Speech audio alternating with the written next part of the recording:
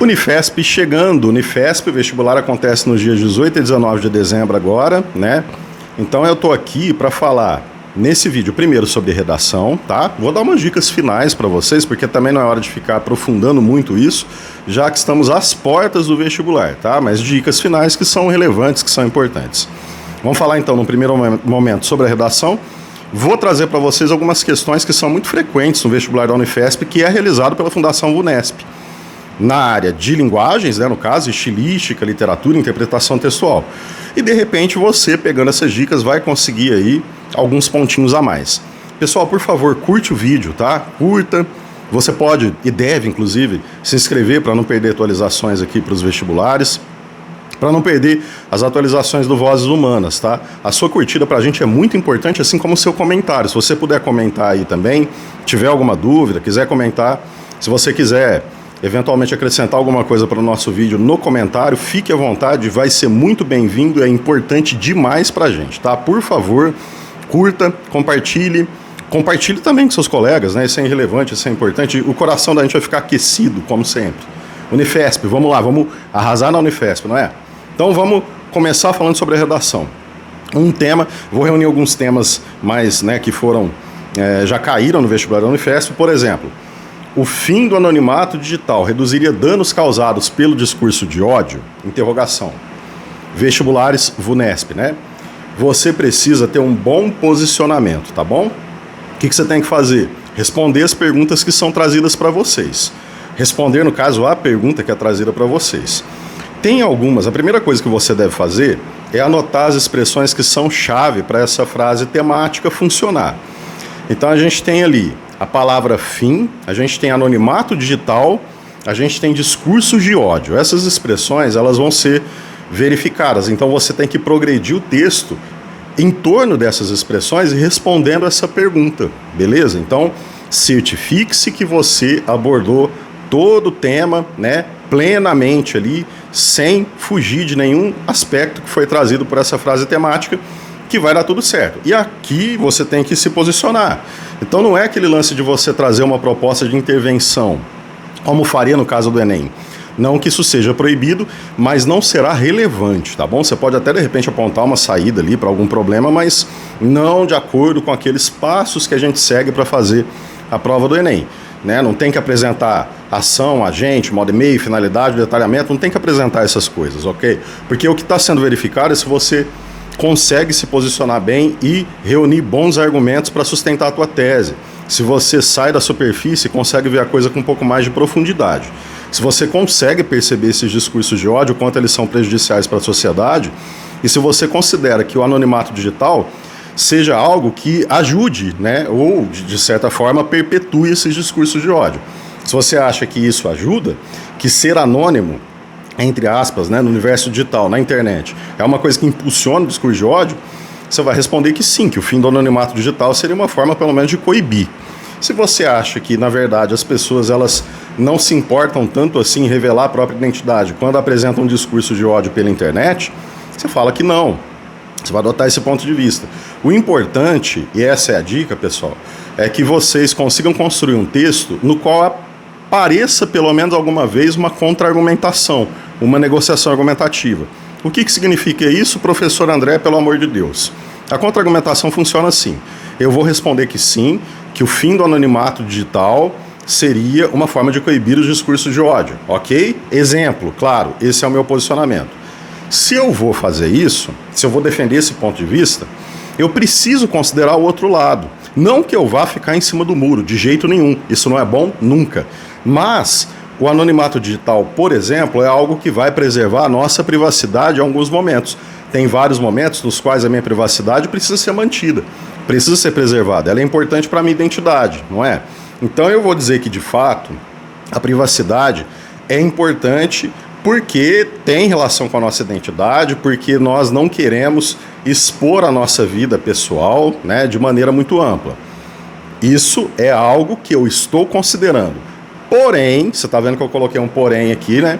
No caso dos discursos de ódio, não deve haver anonimato digital, até porque a Constituição, por exemplo, veta esse anonimato em casos, né, desse tipo de discurso.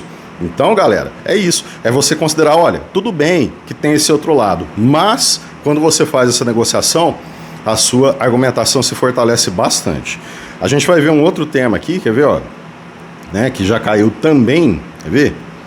É possível conciliar mérito e bem comum, né? Vamos falar de meritocracia. E a outra pergunta, você está vendo, é possível conciliar mérito e bem comum, né? Quer dizer, o meu mérito de conseguir alguma coisa, por exemplo, inclusive agora teve uma polêmica aqui em Barretos, né, em relação a cotas e tudo mais.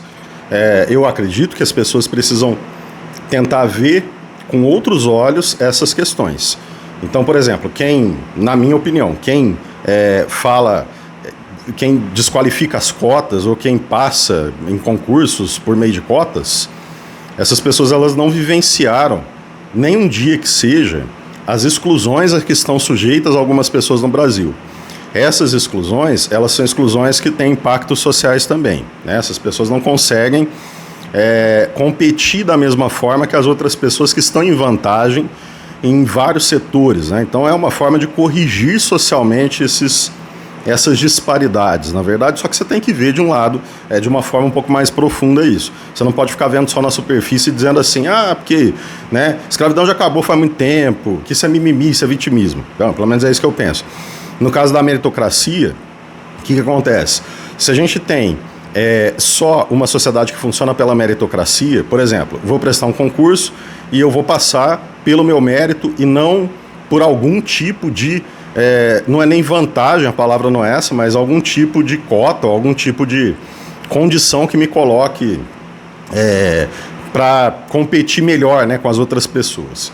Se isso não existe, existe apenas o mérito mesmo. Então, o que acontece? No Brasil é muito difícil pensar nisso, não é? O bem comum ele vai existir com uma sociedade mais igualitária, uma sociedade na qual as pessoas têm mais condições de ter autonomia. Isso é progresso, né? Se eu sou uma pessoa que tem autonomia na minha vida, autonomia financeira, autonomia para tudo, eu sou uma pessoa que vai contribuir melhor com a minha sociedade, com toda certeza. E quanto mais pessoas estiverem nessas condições, melhor. O bem comum seria isso. Agora, o mérito no Brasil é muito complicado, porque tem sempre alguém que vai estar em vantagem, né, para poder ter essa ascensão social. Então eu responderia que não, mas você está percebendo que o ideal seria, né? É que nem eu falei para vocês antes, o ideal seria que o mérito pudesse ser o norte, a pauta para tudo. Mas, está vendo a contra-argumentação como é que funciona? E eu vou ter que responder uma pergunta, né? Beleza? Então é isso. Responda a pergunta e sustente bem a sua pergunta. Aí tem aquele outro tipo de abordagem, ó, derrubar monumentos. Os dilemas entre relembrar e apagar o passado, né? Esse tema ele apareceu na época em que a estátua de Borba Gato, lá em São Paulo, foi queimada. Muita gente falou que foi vandalizada. Então, o que acontece? A gente vê que tem alguns monumentos que eles ajudam a manter uma visão supremacista, uma narrativa histórica que é a narrativa do colonizador apenas, e não daqueles que sofreram com esse processo de colonização. Por exemplo, os indígenas ou mesmo os africanos que vieram para o Brasil escravizados, né? Só que aí é que tá. É um dilema. Então as duas coisas vão ter que aparecer muito nitidamente no seu texto. Nesse caso teria que aparecer, né? Derrubar monumentos, essa expressão é chave. Os dilemas, a palavra dilema é importante. Relembrar, né? Relembrar o passado, apagar o passado. No caso, o meu posicionamento aqui, eu fiz esse texto na época, ele seria que não é uma boa, né, derrubar os monumentos, mas sim recontextualizá-los. Não apresentar esses monumentos como sendo monumentos que vão ajudar a glorificar uma visão que não é legal para uma parte da sociedade brasileira, né? Uma parte do Brasil que ajudou a construir esse país. Então, na verdade, é recontextualizar esses monumentos e acrescentar a esses espaços informações com as narrativas dos povos indígenas, com as narrativas dos povos escravizados, né? Então aqui não é bem uma pergunta, você vai ter que falar de relembrar o passado, que é importante, né? Relembrar o passado para evitar que algumas coisas aconteçam, e apagá-lo. Apagar, eu vou falar de apagar o passado, mas eu vou falar que isso é impossível. No meu caso eu fiz isso no texto, né? Eu vou falar que apagar o passado seria uma tentativa, caso esses monumentos desaparecessem, mas esse passado ele vai sempre encontrar reflexos. Então, na minha visão, seria muito melhor recontextualizar do que simplesmente derrubar e apagar esses monumentos aí, né? Então você vê que tem que ter posicionamento também. Apesar de não ser uma pergunta, né? O posicionamento foi exigido. Dica, pega essa dica, pessoal, dá uma olhadinha em relação aos dilemas produzidos pela inteligência artificial, pela influência da inteligência artificial, nas nossas práticas diárias e na nossa privacidade, beleza? Tenta pensar nisso, porque eu acho que vai ser importante tanto para você fazer uma boa redação, pode não ser esse o tema, claro, mas também para você pensar em algumas questões objetivas que porventura podem aparecer na parte de interpretação textual, sociologia, tá bom? Então pensa, inteligência artificial, os impactos na vida do brasileiro e as questões éticas que tem por trás dessa inteligência artificial, ou em torno, por trás não, né? Em torno da inteligência, do uso da inteligência artificial, tá bom? Então se liga, essa que foi a dica do teacher aqui. Vamos agora para uma segunda parte do nosso vídeo, na qual eu vou responder algumas perguntas aqui para vocês, algumas questões que já foram trazidas em vestibulares anteriores, né? A gente vai começar com a seguinte questão. Eu selecionei aquilo que realmente aparece mais, aquilo que pode ser que apareça também para vocês, não é? Tem um texto aqui de Alberto de Oliveira, beleza? Alberto de Oliveira é um dos poetas que forma a trindade parnasiana brasileira. Parnasianismo, né? O que é o parnasianismo, pessoal? É um movimento literário de cunho poético aqui no Brasil. Ele surgiu na França, né? Aqui no Brasil, ele vai acontecer entre 1882 e 1903, que é quando começa lá na frente, né, o simbolismo, certo? E mantém, inclusive o simbolismo mantém também algumas características do parnasianismo. Acontece que o parnasianismo é um movimento que na França não pegou tanto assim. O nome parnasianismo, ele vem de uma publicação do Gautier lá na França, que é Le Parnasse Contemporain, né? O Parnaso contemporâneo. O Parnaso, por sua vez, remete à mitologia, ao Monte Parnaso. No Monte Parnaso, né, a questão mitológica vai aparecer aí num primeiro plano. Então, o Monte Parnaso é onde os poetas ficavam resguardados por suas musas inspiradoras longe da sociedade, né? Então, a primeira característica parnasiana que você guarda no seu coração é a referência à mitologia, essa recuperação clássica renascentista, né? Você vai ter ali a presença da mitologia greco-romana, beleza? Isso é importante pra caramba, essa visão clássica de poesia, de literatura. Agora, o movimento parnasiano é um movimento que ficou muito marcado pelas críticas que recebeu do modernismo.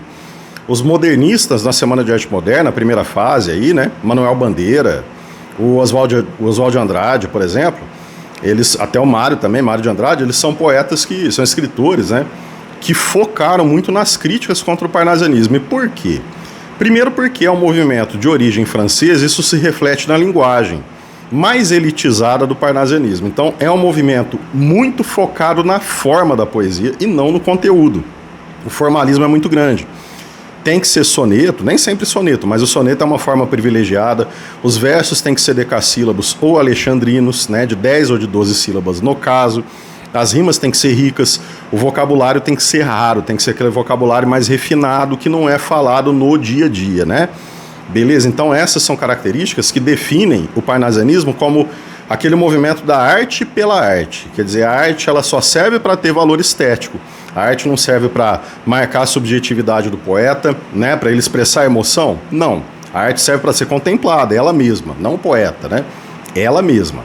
Então a emoção é deixada de lado, tem que ser um movimento mais objetivo, né, pelo menos na perspectiva desses autores, e você vê que esse movimento, então, foi pautado muito por aquilo que é plástico, beleza? Então não tem emotividade, não tem esse lance de ficar filosofando sobre a vida, não tem crítica social, não existe, não pode fazer crítica, porque você tem que se afastar do mundo para poder escrever. Longe do estéreo turbilhão da rua, Beneditino escreve, Olavo Bilac, ele tem que estar longe do estéreo turbilhão da rua, né? Se ele estiver ali próximo, aliás, desse turbilhão da rua, da sociedade, ele vai ficar atrapalhado para escrever essa poesia perfeita dele. Aqui tem o Alberto de Oliveira, a gente tem Olavo Bilac, Alberto de Oliveira e Raimundo Corrêa, que são os três principais parnasianos. Aqui a gente vai ter Luva Abandonada, né, do Alberto de Oliveira, que é um poema assim, ó. Uma só vez calcar-vos me foi dado, dedos claros, a escura sorte minha, o meu destino, como um vento irado, levou-vos longe e me deixou sozinha. Sobre este cofre, desta cama ao lado, Murcho como uma flor triste e mesquinha, bebendo ávida o cheiro delicado que aquela mão de dedos claros tinha. Cálix, que a alma de um lírio teve um dia em si guardada antes que ao chão pendesse, breve me hei de esfazer em poeira em nada.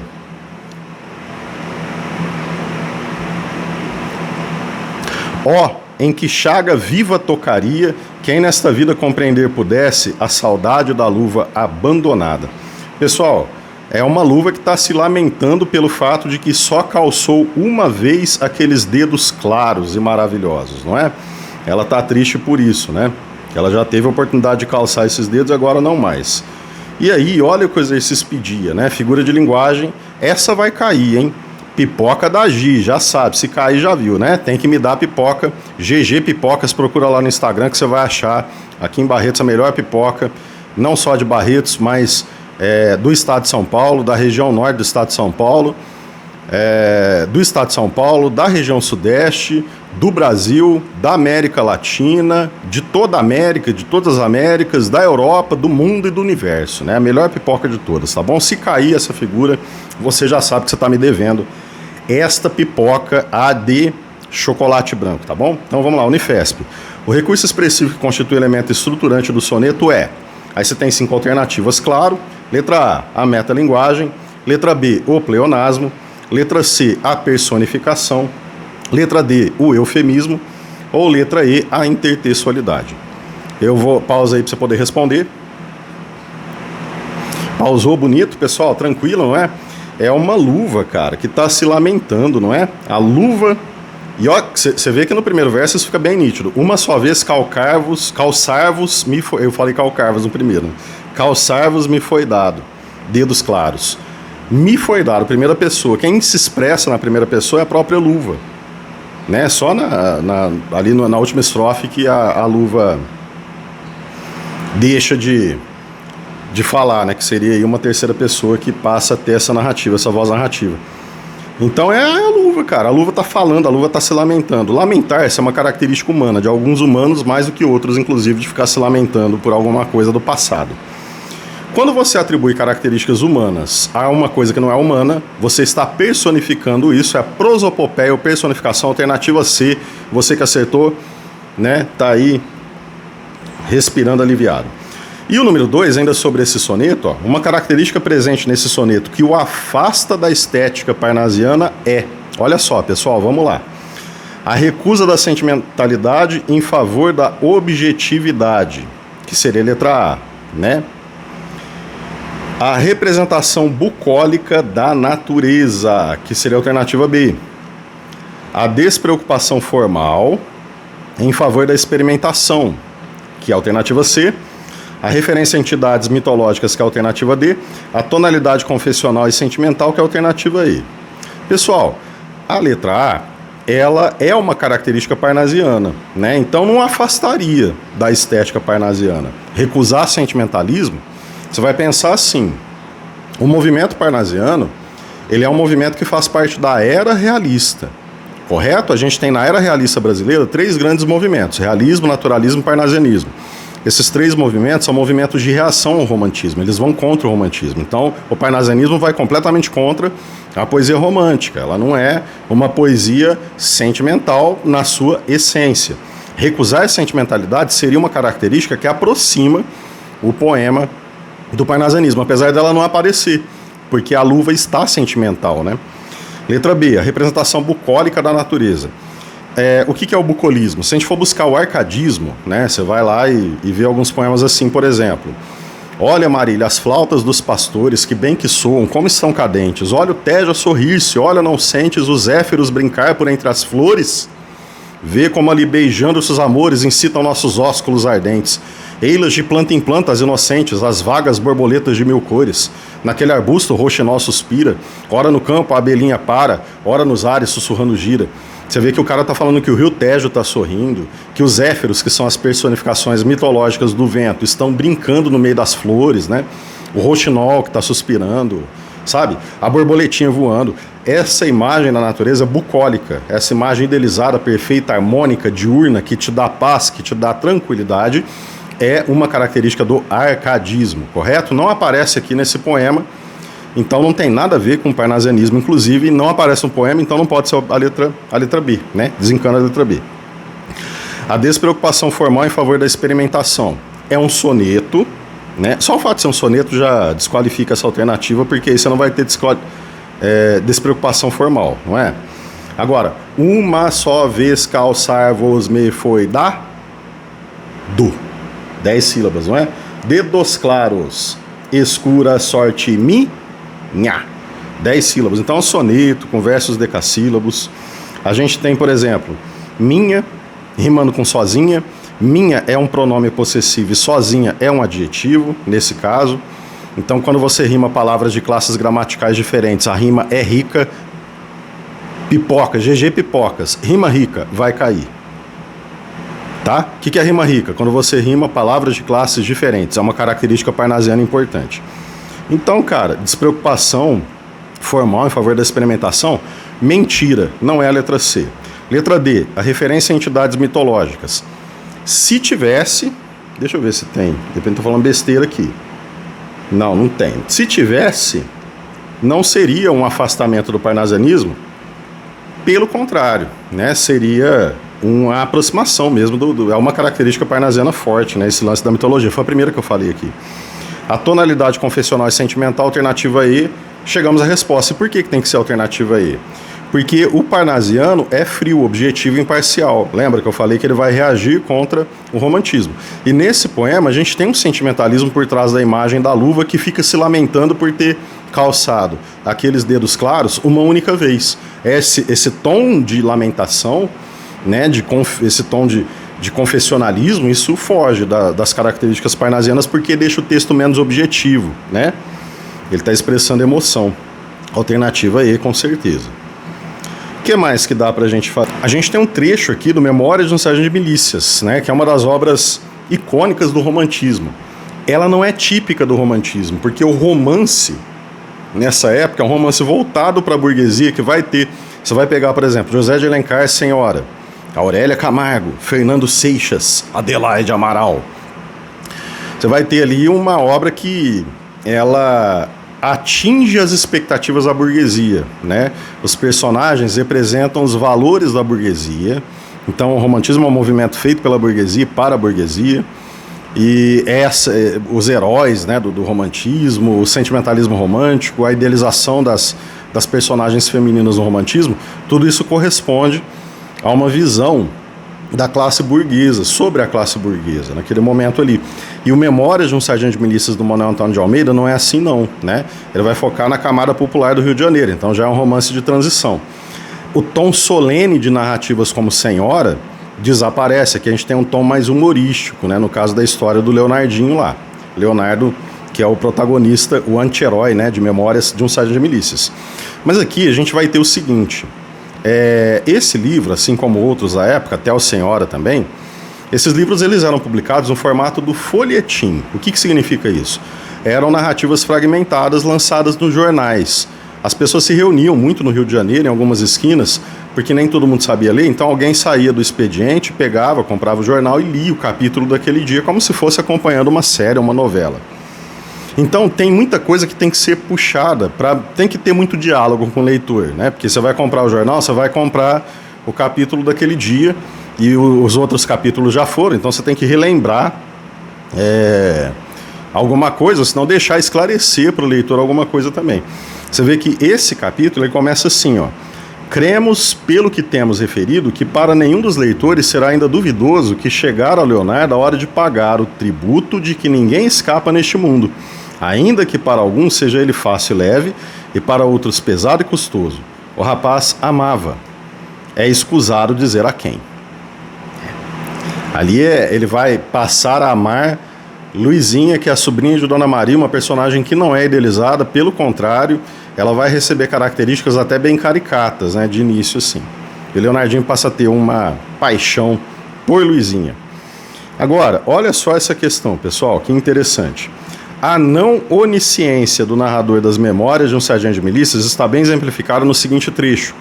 O narrador onisciente é aquele que compreende, sabe, né, tudo que está na mente das personagens. Ele traz para o leitor o que está na mente das personagens.